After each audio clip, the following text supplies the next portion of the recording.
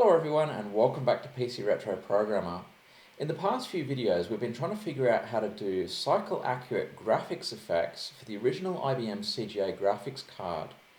And to do that we have to get the machine completely silent so there are no interruptions whatsoever.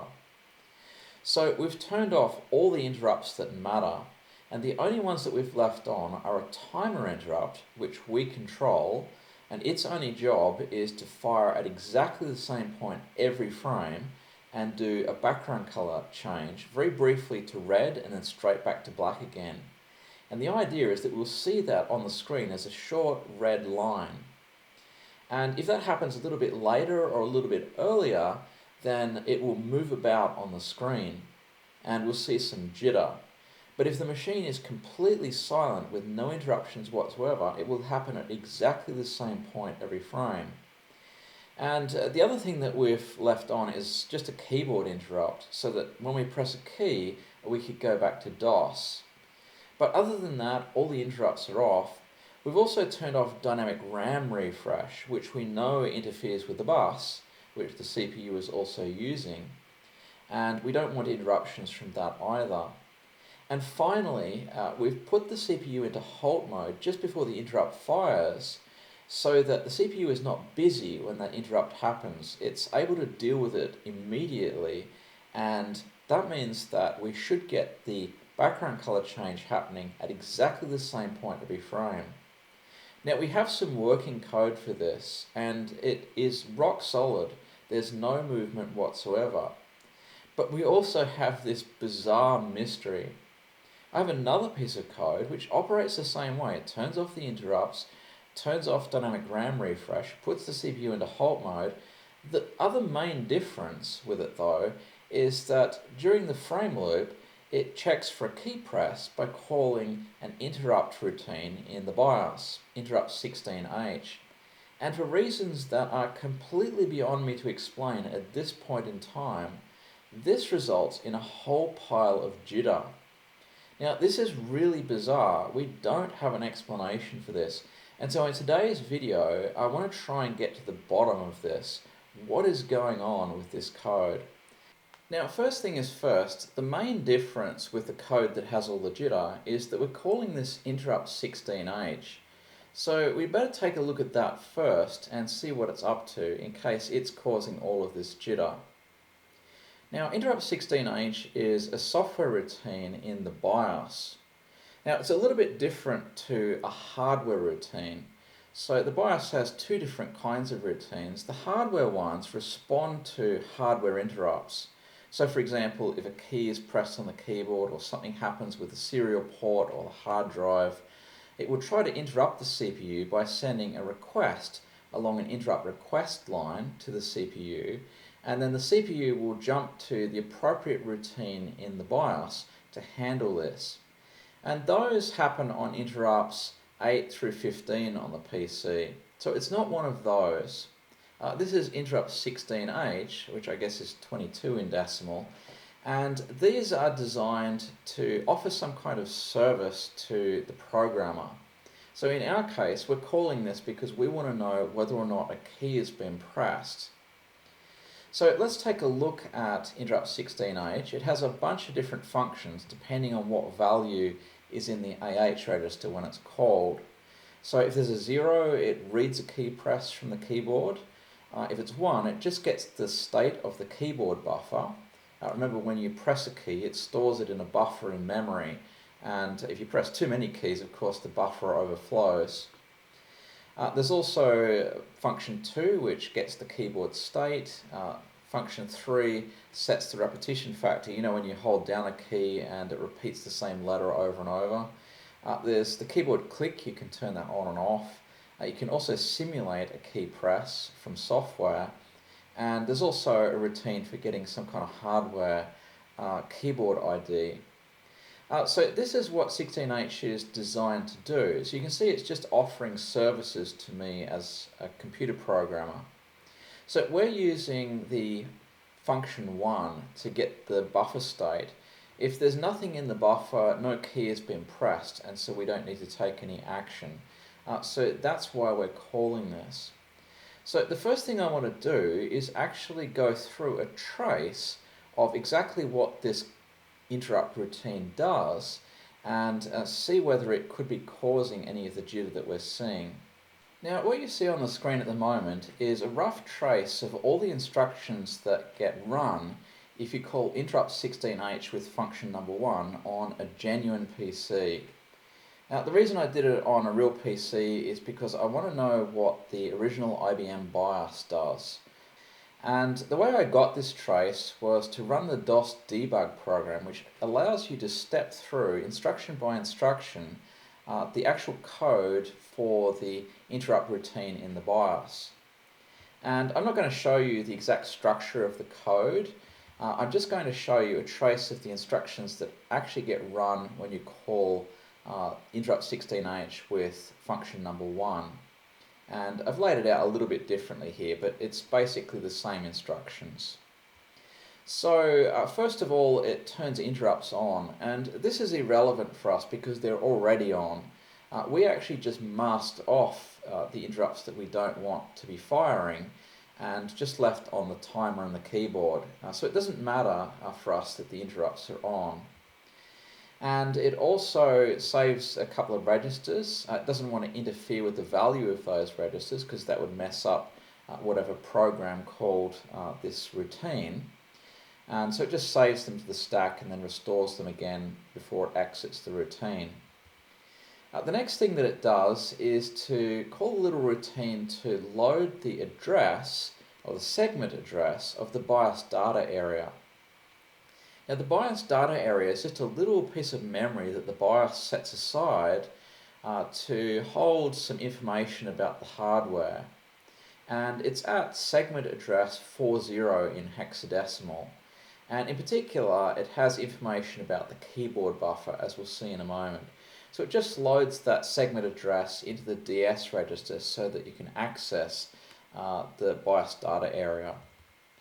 Now the next thing that it has to do is to figure out which function number you called this interrupt with.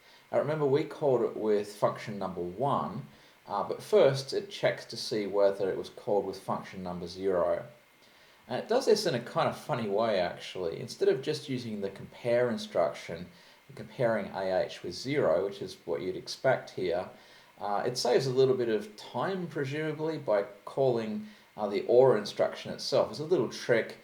If you call this and the value was 0, then the 0 flag would get set. And if that's the case, it would jump off to a routine to handle function number 0. Now we didn't call it with that, so I'm not going to show that.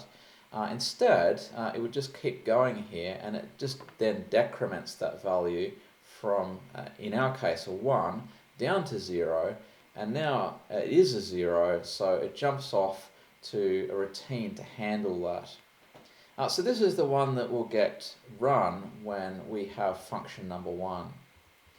So it's not very much code. You can see it pretty much all on the screen now. It's just a few instructions. So that completely rules out this taking more than a frame. So that hypothesis is off our list. And it's a very simple routine. The first thing it does is turn interrupts off. And the reason it does this is because it's going to look at the keyboard buffer, and it doesn't want the keyboard buffer being accessed while it's looking at it. And of course, if interrupts were on and someone pressed a key, that could change the state of the keyboard buffer. So it has to turn interrupts off so that can't happen. As it turns out, interrupts can actually interrupt other interrupts. So anyway, with the interrupts off, it then does a nice tricky thing. It basically looks at the address of the head of the keyboard buffer and the address of the tail of the keyboard buffer. So obviously every time a key is pressed, a new piece of information is added into the keyboard buffer, and the head of the buffer gets further away from the tail of the buffer. And so by comparing these addresses, you can tell how much is in the keyboard buffer. So obviously if the two addresses are the same, there's nothing in the buffer, and that's what we want to know. So it compares these two addresses, and those addresses are stored in the BIOS data area. And the next thing it does is actually get the item at the head of the buffer. It's actually an entire word, and it contains two pieces of information. One byte is the scan code of any key that was pressed, and the other byte is the ASCII equivalent of that scan code. So you know that the keyboard itself has some hardware codes that it uses. Those are called scan codes, and an ASCII code is more like a letter code that we would use, say, for displaying something on the screen. So that's the information that it retrieves. In our case, the keyboard buffer will be empty because there's no key being pressed, so this value will be irrelevant. But importantly, the 0 flag will be set if the head and tail of the buffer are the same address. In other words, if there's nothing in the keyboard buffer, the 0 flag will be set. So it just then re-enables interrupts after it's finished looking at the keyboard buffer, restores those registers that it saves, and returns back to my program. So that's all there is to this routine. It's very short, and there's nothing even remotely here that could be interfering with either the timer, dynamic RAM refresh, interrupts, or anything that could cause jitter. So this is still a complete mystery at this point. Now, the first thing that I've done is I've taken the code from the previous episode that had all the jitter, and inside our frame loop, after the halt instruction, where we had our call to int16h, I've just replaced that with the actual code from the BIOS. So it's not actually going to use the int instruction anymore. I'm pretty sure that all that does is just jump to the location in the BIOS for int16h, so I don't really suspect that there's anything mysterious going on with that. But just to rule it out, I've replaced the code here with the actual code from the BIOS. Now, I have changed it a little bit. I got rid of the code for checking whether we're calling with function number 0 or function number 1, since that's not really relevant for us. I've just hard-coded in the instructions for function number 1, and I modified it slightly so that it will work with Turbo Assembler. So at the end of this, if there's no key pressed, it just jumps back to the beginning of the frame loop and puts the CPU into halt again. So this should function the same way. Let's run it and check that that's the case. We should see jitter, and we should actually already see it in Marty PC, and we do. So yeah, that definitely isn't a source of the issues here. So we can kind of rule out the BIOS being responsible in any way for what we're seeing. At the moment, there must be some kind of issue with the code that I've written. So we need to take a little bit of a closer look at it to see if we can spot something wrong. So let's take a more careful look at this code. This code is very similar to the program that works. We know that the background color change is actually happening because we see it on the screen. So that means the timer interrupt must be correct. And we're using the same code for that, so that can't be the issue.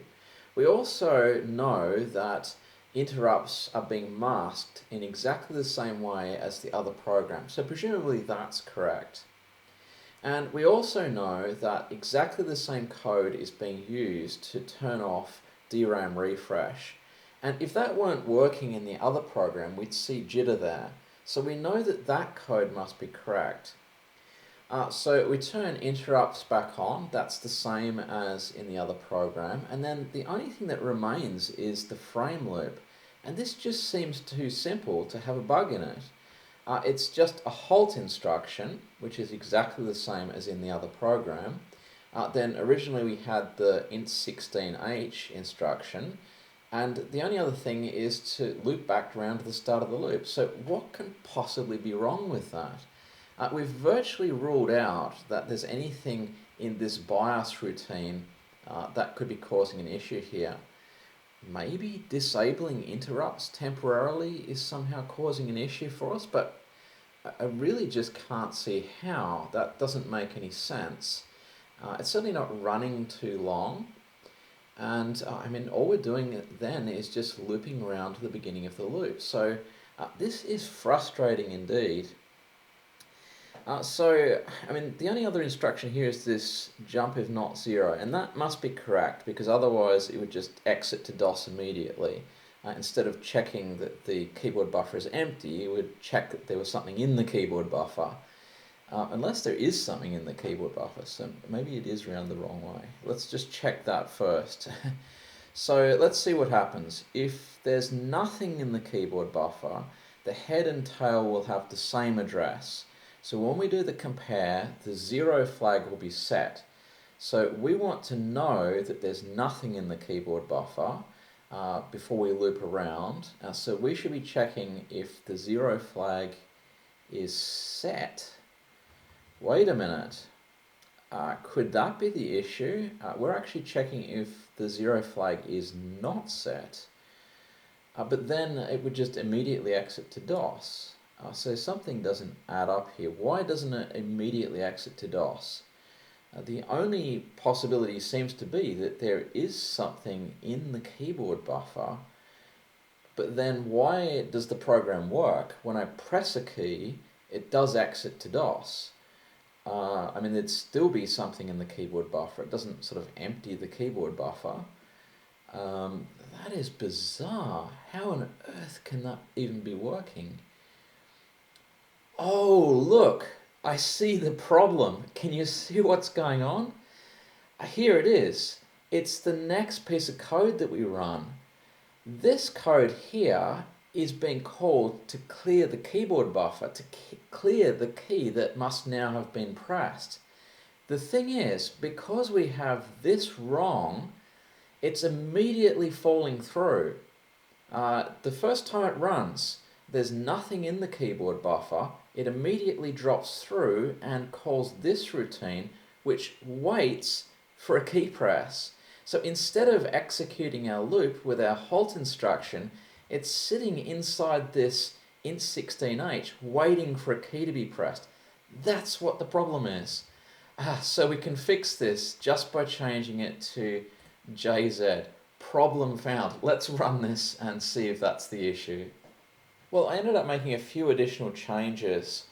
Changing JNZ to JZ didn't actually solve the issue. I think that's because I miscopied something from the BIOS. So I went back to calling the routine in the BIOS itself using the int16h instruction, of course after setting AH equal to 1 to select function 1. And in addition to that, I also added some additional no-ops before starting the timer. And this just delays the start a little bit so that the background color change moves a little bit further to the right, and occasionally when we run it in MartyPC we can actually see it. So this is what it looks like. It's totally rock solid now, which is surprising because in the other version of the code there was still one cycle of jitter in MartyPC, which we didn't see on a real PC. That issue is not really important. It'll be gone probably in MartyPC 0.2. So at least we finally have code that works. And I think what happened is I probably just used code from somewhere on the internet that was incorrect. And obviously it should be checking for the zero flag, not for not zero. And that's all it was. So mystery solved, and we can move on with our lives. So in the next few videos, we need to fix this issue. When I press enter here, it'll go back to DOS, but on a real PC, of course, the memory contents will have been lost, and so we can't do that. So that's something we'll try and solve in the next video.